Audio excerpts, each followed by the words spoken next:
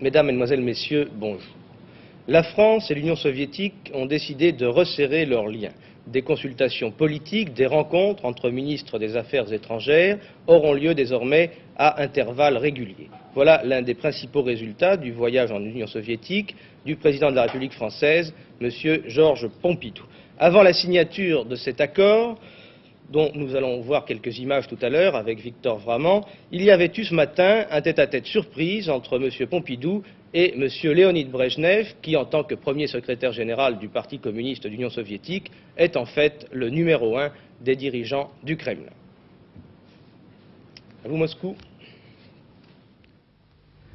Il est midi, c'est-à-dire 10 heures du matin à Paris, et alors que la première neige est en train de tomber sur Moscou. Le protocole franco-soviétique qui sanctionne les résultats d'ordre politique, économique ou scientifique obtenus par le président Pompidou en URSS va être signé dans quelques instants par les deux chefs d'État, les présidents Pompidou et Podgorny. Cela se passe dans la salle Catherine au Kremlin. C'est dans cette salle qu'a été signé le protocole franco-soviétique de 1966 par le général de Gaulle. Voilà, le président Pompidou appose sa signature sur le protocole franco-soviétique. Il faut dire que les soviétiques ont voulu donner un éclat particulier à cette signature. La cérémonie est retransmise en direct à la télévision soviétique. Mais surtout, il y a là tous les dirigeants de l'URSS, avec M. Brejnev à leur tête. Il y a là M. Kosygin, mais aussi tous les membres du Politburo, c'est-à-dire la direction collégiale soviétique, l'instance suprême du parti. Tout le monde se serre la main, tout le monde a l'air ravi, enchanté. On boit du champagne soviétique, qui est d'ailleurs fort bon quand il est sec.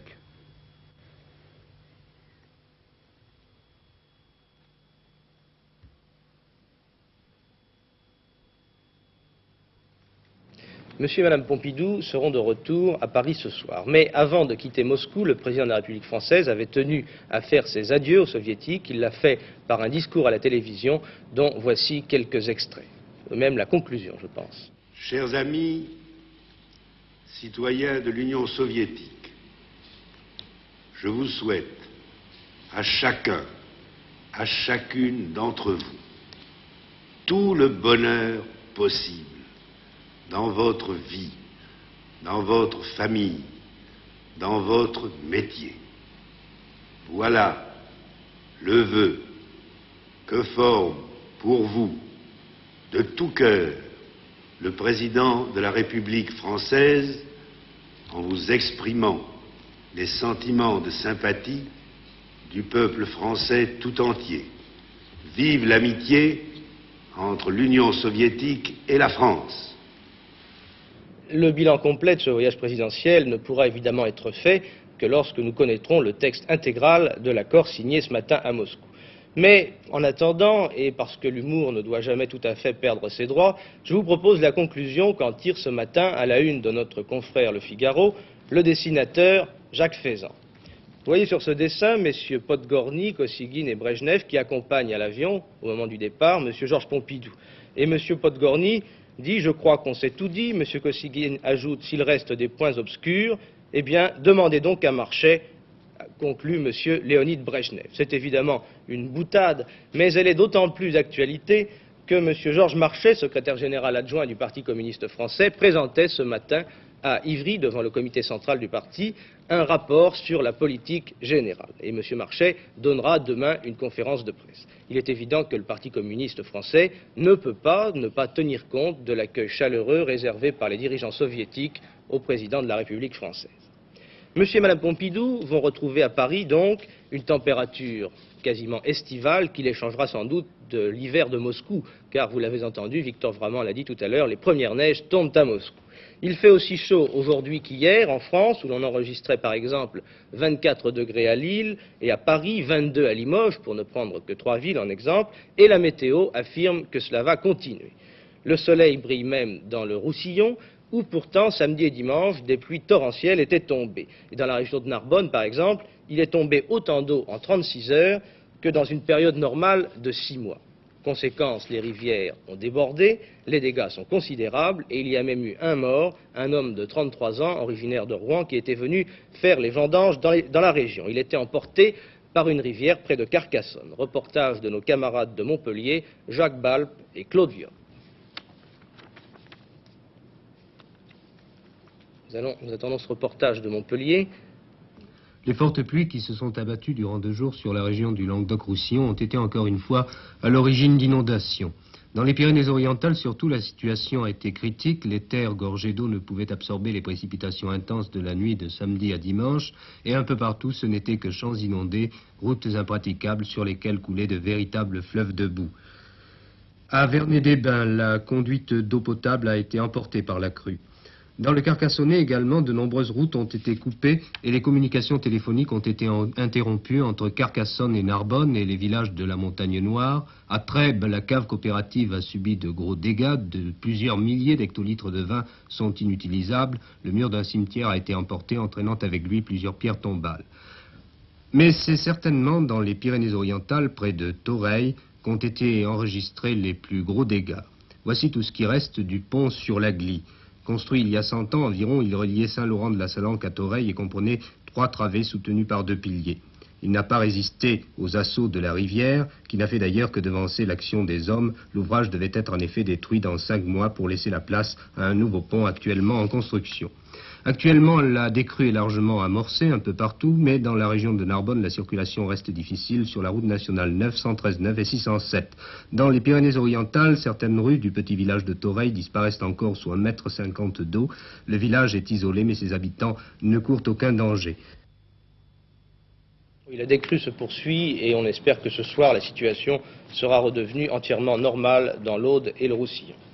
Revenons aux affaires internationales pour faire le point des événements au Québec. Bien que les autorités d'Ottawa soient extrêmement discrètes, il est certain maintenant que les négociations entre le gouvernement du Québec et les ravisseurs du ministre Laporte et du diplomate britannique James Cross sont maintenant engagées. Ces négociations se déroulent par l'intermédiaire de 2 avocats. L'un représente le gouvernement, l'autre, le voici, c'est celui du Front de libération du Québec, maître Robert Lemieux, qui a ceci de particulier qu'il était encore hier soir en prison.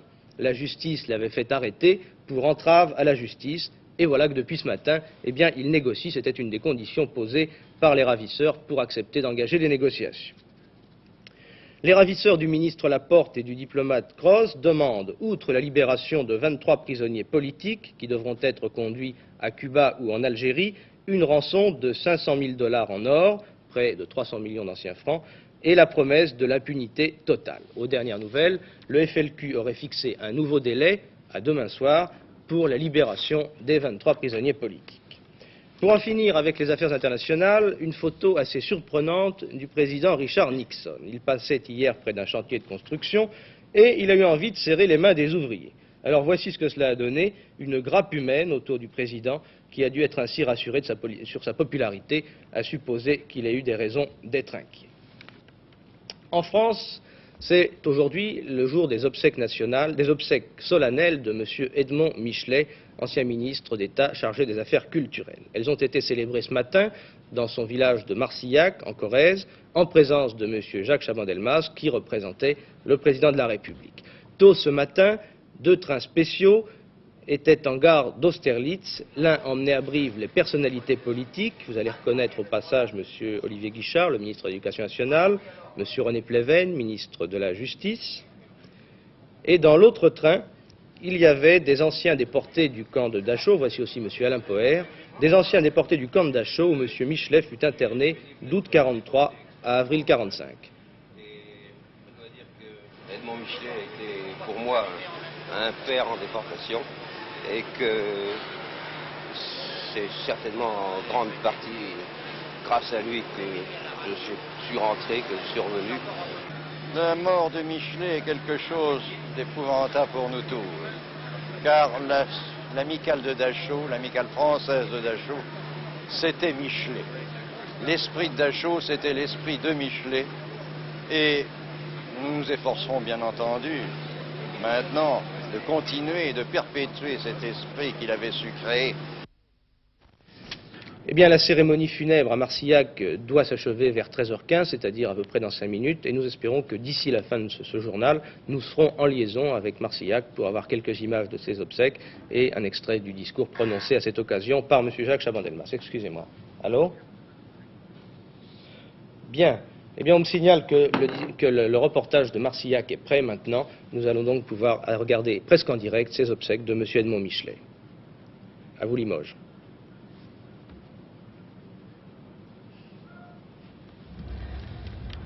La vie continue, celle que vous aimiez tant avant de lâcher prise. Nous continuons avec elle. Et nous voudrions bien que la France aussi continue. La France, pour qui vous avez tant donné en vous donnant vous-même.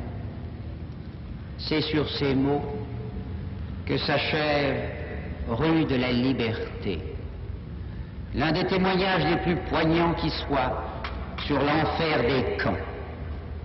Ces mots sont ceux-là même que je veux rappeler au moment où Edmond Michelet s'éloigne de nous, sans pour autant nous quitter, afin qu'il reste gravé dans le souvenir de tous. À 30 ans de distance correspondent des coïncidences qui, sans doute, ne doivent rien au hasard. À un jour près, paraissait le tract de Brive, où Péguy fustigeait celui qui se rend, et retentissait l'appel de Londres, où De Gaulle appelait à la résistance. Et voici qu'au moment même où Edmond Michelet disparaît, l'histoire, par la voix du général De Gaulle, prononce son jugement. Esprit ouvert, cœur généreux, compagnons fidèles, dont les combats de la résistance, les horreurs de la déportation, les blessures de la lutte politique ont assombri les illusions sans entamer l'indulgence. Tel était bien l'homme auquel nous disons un nouvel au revoir, certain de la fidélité de notre mémoire et confiant dans le jugement de Dieu. Edmond Michelet, a dit encore le Premier ministre, ne cessa d'être au premier rang de ceux qui luttent pour la justice et pour la paix. Dans les affaires françaises, il faut noter maintenant une série de réunions. Cet après-midi, celle du comité directeur et du groupe parlementaire du Parti socialiste qui doit se prononcer sur le cas de Jean-Jacques Servan-Schreiber, dont, vous le savez, on ne sait toujours pas exactement où il siégera à l'Assemblée nationale.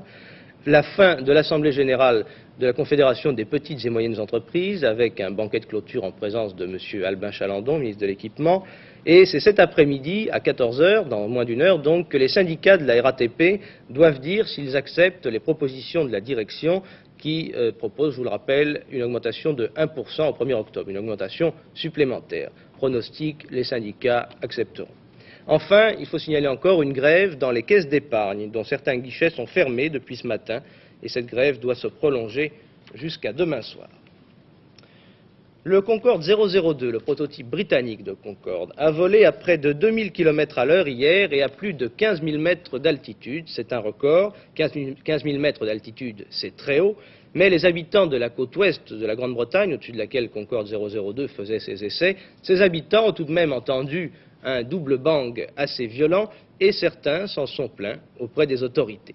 Est-ce que Concorde sera vraiment supportable pour les gens au sol ou en tout cas est-ce qu'il y a des moyens, un espoir de réduire un peu les nuisances qu'il pourrait provoquer? Eh bien c'est une question que François de Closet a posée à M. Jacques Ziegler, le président de Sud Aviation.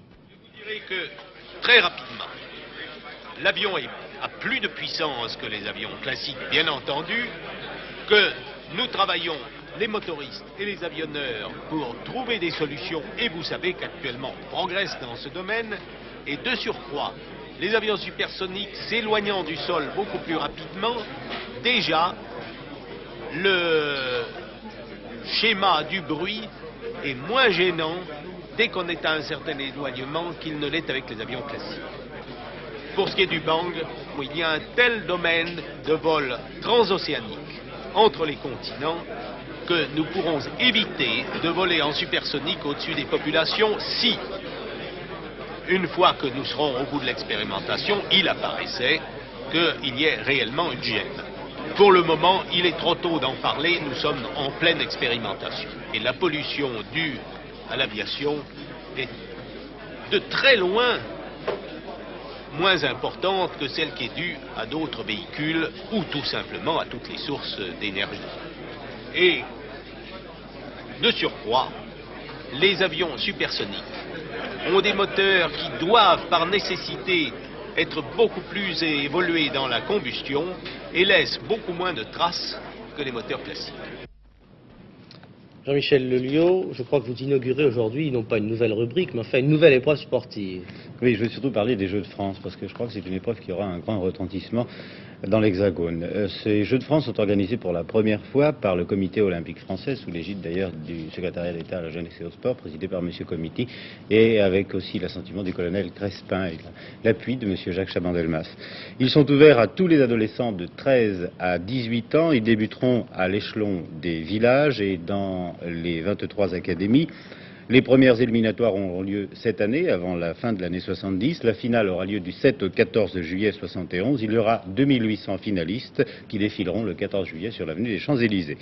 Et ils seront ensuite organisés tous les 2 ans, les années impaires, vous voyez, finale 71, et on attend 1 million de concurrents dans 23 disciplines. Cela peut donc intéresser tous les jeunes Français qui sont attirés par certaines disciplines sportives.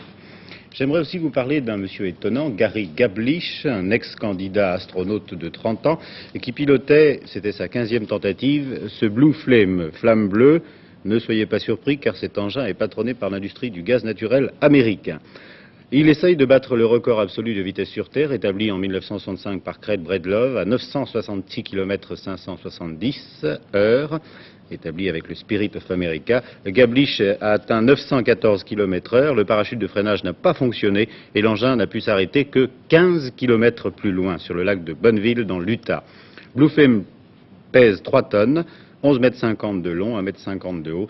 Les réacteurs ont une poussée de 9980 kg et sont alimentés évidemment au gaz naturel. L'engin n'est pas détruit après cet accident dû au freinage et on pense que Gary Gablish s'attaquera à une nouvelle tentative, fera une nouvelle tentative pour essayer d'atteindre plus de 966 km/h sur Terre.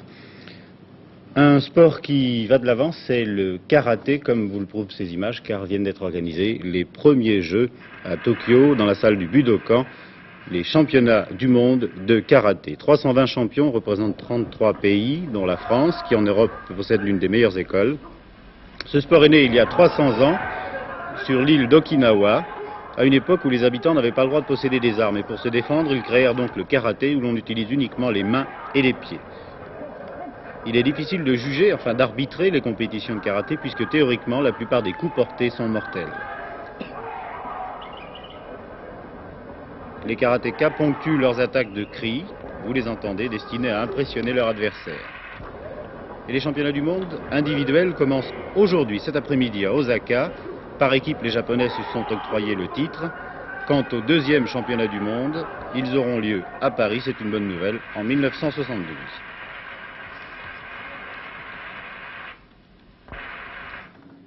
Enfin, on peut parler de ski quelques instants, car vous vous demandez peut-être où sont les skieurs français. On n'en a plus parlé depuis quelques mois maintenant. Ils se sont d'abord reposés, ensuite ils sont partis en stage. Ils ont peut-être et sûrement même joué au football parce qu'ils aiment ça, mais Jacques Perrault est allé les rencontrer en Tunisie à l'entraînement. La saison arrive à grands pas. Les skieurs français, ils étaient 14, viennent de passer 10 jours en Tunisie. Essentiellement pour y travailler, pour y parfaire leurs conditions physiques en vue des compétitions de l'hiver. Chaque jour, à l'Institut des sports de Tunis, ils ont surtout travaillé leur résistance et leur vitesse. Mais nous avons eu le privilège de découvrir leur arme secrète, le trampoline.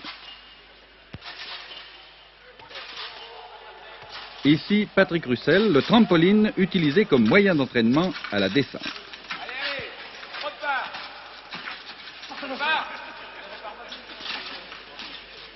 C'est la première fois qu'on lève le voile sur le procédé.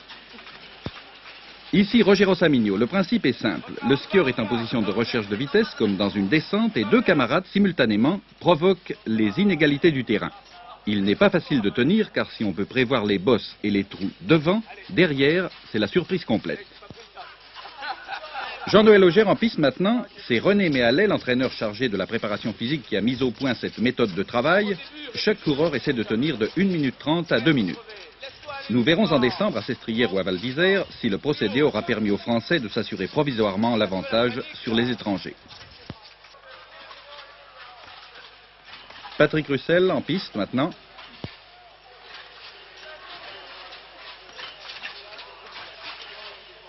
C'était l'arme secrète des descendeurs français, elle ne l'est plus.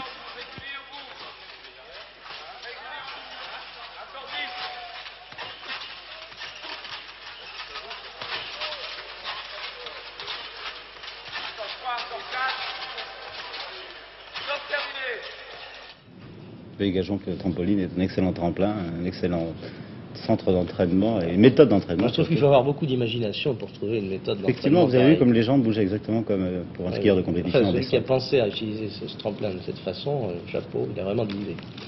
Jacqueline Alexandre, je crois que vous avez une bonne nouvelle pour le commerce extérieur français. Oui. On exporte Papillon maintenant. Vous savez que Papillon s'exporte bien tout seul, car vous savez qu'avant tout, c'est un extraordinaire homme d'affaires. Le pays importateur, ce n'est autre que les États-Unis, qui depuis quelque temps vendent partout Papillon. C'est un reportage qui nous vient de notre correspondant aux États-Unis, Emmanuel Delataille. Un Français est en train, à sa mesure, de percer sur le marché américain, c'est Henri Charrière, Papillon. À peine son premier livre sorti et traduit en américain, Papillon vaut déjà son pesant de dollars. Estimé 2 millions, plus de 11 millions de francs lourds, pour le livre, édition en livre de poche et la vente des droits du film sur Papillon. Les Américains s'y connaissent en publicité pour lancer un personnage, Papillon aussi.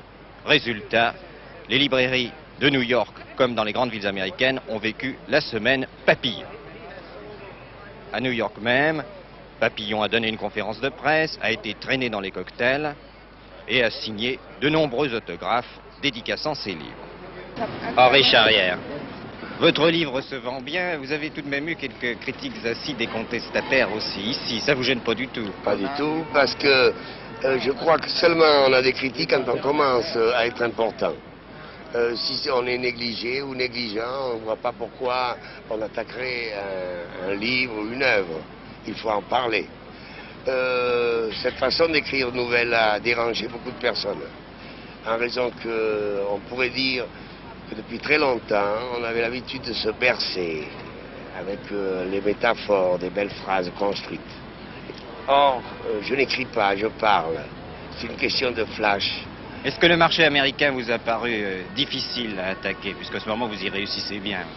Bon, j'ai toujours eu une espèce d'angoisse quand je vais dans un nouveau pays, parce que je ne parle pas l'anglais d'abord, et de ne pas dominer la langue, cela fait un pourcentage très difficile à surmonter. Vous avez été bien accueilli, pourtant. Mais ici, j'ai été très bien accueilli, j'ai une très bonne interprète. Et les Français qui vivent à New York ont fait une publicité de bouche très importante au livre. Je crois que nous allons réussir du moment qu'il y a à l'heure actuelle 3 millions de livres qui vont être vendus en pocketbook, où le contrat a été signé, et 400 000 en... Et un film qui va être fait par les Américains. Qui sera Papillon dans le film? Bon, je voudrais que ça soit Jean-Paul Belmondo, mais je ne commande pas, c'est une affaire de 8 millions de dollars. Et le trust Walter Reed d'Hoffman, est possible qu'il choisisse Walter Reed. Et Henri Charrière, c'est devenu un trust aussi maintenant, alors? Ouais, sans le vouloir d'ailleurs, sans le désirer, effectivement. Comment les couturiers et les modélistes de différents pays conçoivent la mode en cuir? Voici un reportage d'Isis Lamy. Les images sont de Jean-François Etienne. Mode en cuir du monde entier, présenté sur un pas de danse lors de la 28e semaine internationale du cuir.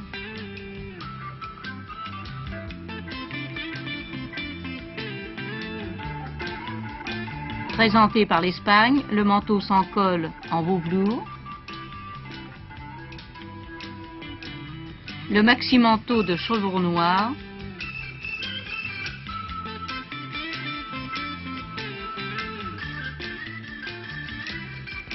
et la robe à taille basse soulignée de cuir blanc.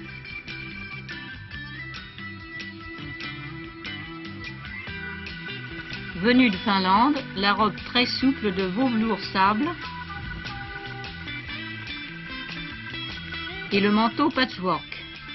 En France, le cuir est adopté par les couturiers, non seulement pour les tenues de sport, mais aussi pour les ensembles habillés. De ferro, la jupe et le poncho, de chevreau noir, rayé marron et blanc.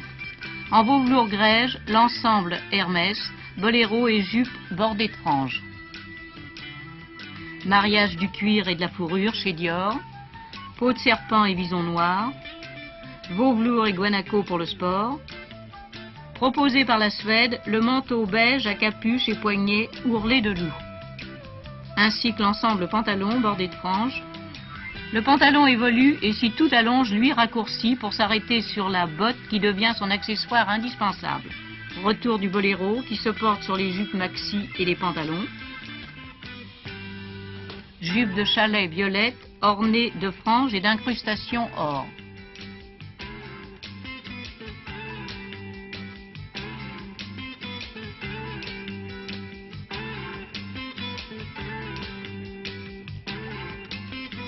Et en 1971, les amoureux du cuir se marieront en maxi-jupe et en pantalon de chevreau.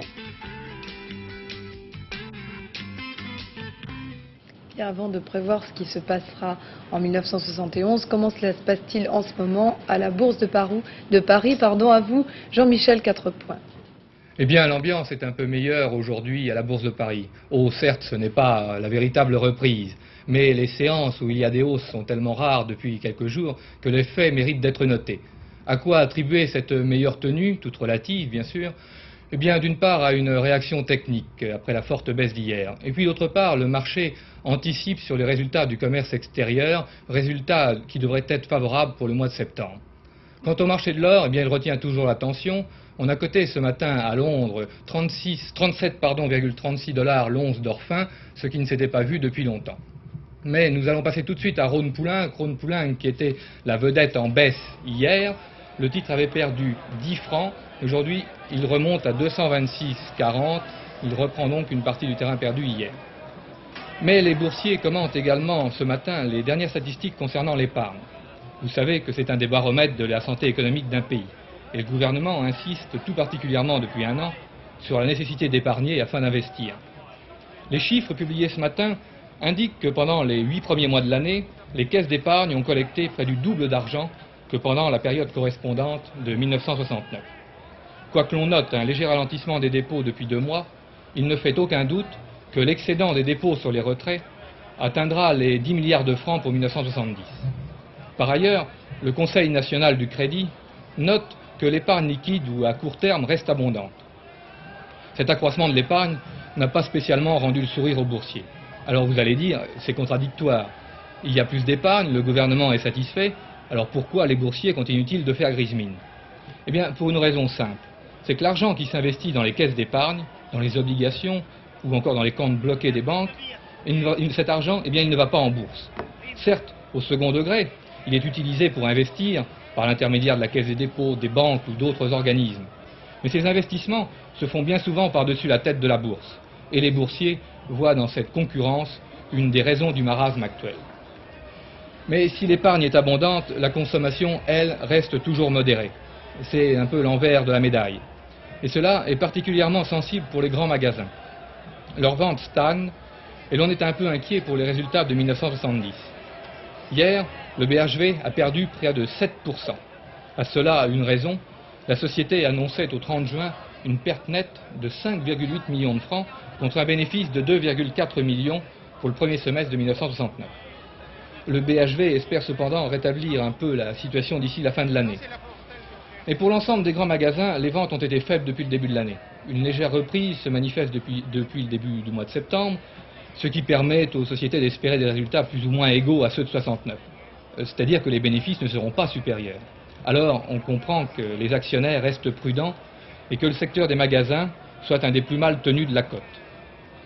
Secteur des magasins, vous voyez Paris-France qui se maintient à peine à ses cours d'hier. Nous allons passer un tableau fixe sur les valeurs de magasins. Vous verrez que le BHV a encore perdu du terrain. 1,50 franc aujourd'hui. L'Ouest africain répète ses cours, mais la Redoute perd 7 francs. Fort heureusement, le cas des magasins est particulier, et dans leur grande majorité, les sociétés françaises enregistre de bons résultats semestriels. Ainsi, Alstom annonce un bénéfice en augmentation de 16% pour le premier semestre de 1970. Retour à la corbeille, Citroën qui fait preuve d'une bonne tenue. Péchinet regagne 1 franc, mais Péchinet est toujours la mal-aimée de la bourse. La SNI 376, pratiquement inchangée. Les valeurs étrangères dans leur ensemble sont assez irrégulières. BSN 1180 perd 1 franc. Vous voyez, les écarts de cours sont très faibles dans l'ensemble, mais plutôt en hausse. Quant au marché de l'or, eh bien, là, il y a un petit phénomène technique. La barre, elle, a gagné 40 francs. Un peu plus à droite, le marché de l'or. Voilà. On cote la barre aujourd'hui 6612 francs à Paris. Alors, elle a gagné 40 francs, alors que le lingot, lui, n'a gagné que 10 francs, à 6600. Le marché de l'or, il réagit surtout aux déclarations récentes des spécialistes. Et en ce moment, ces experts parlent beaucoup.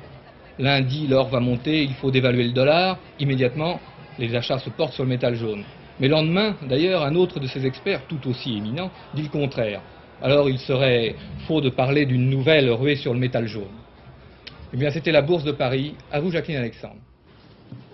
Merci. Télémidi est maintenant terminé. Je vous remercie de nous avoir prêté attention. À demain.